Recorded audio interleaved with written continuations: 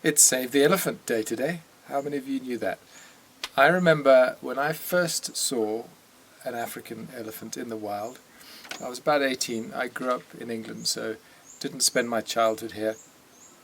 But I remember at the time being so moved by the experience, and even now, those of us that are lucky enough to still spend time in elephant habitat, you will never get over the extraordinary experience of watching elephants in the wild.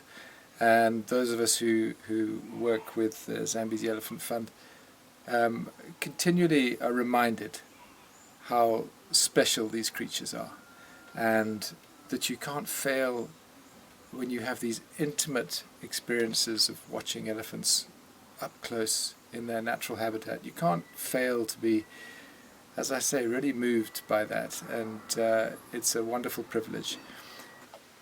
So the Save the Elephant Day was set up in 2012 to remind us all of the plight of elephants in the wild, and we're obviously delighted by that at ZEF, seeing as we have a commitment to help the preservation of about 12,000 elephant in the habitat within the mid-Zambezi Valley, which is an area about half the size of Switzerland.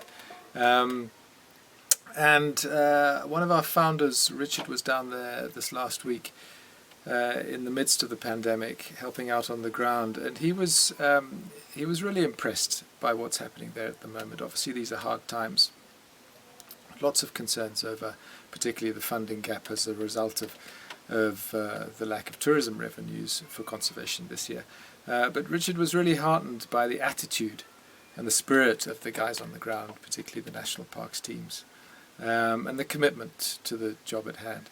So we're encouraged by that, notwithstanding the challenges that this year will present. So ZEF is at the moment, we at ZEF are specifically looking at where we can help to bridge the funding gaps, and we will need help with that from all of those that support us. As I say, it's going to be a tricky year, but for the time being, happy Save the Elephant Day, and we'll see you again soon.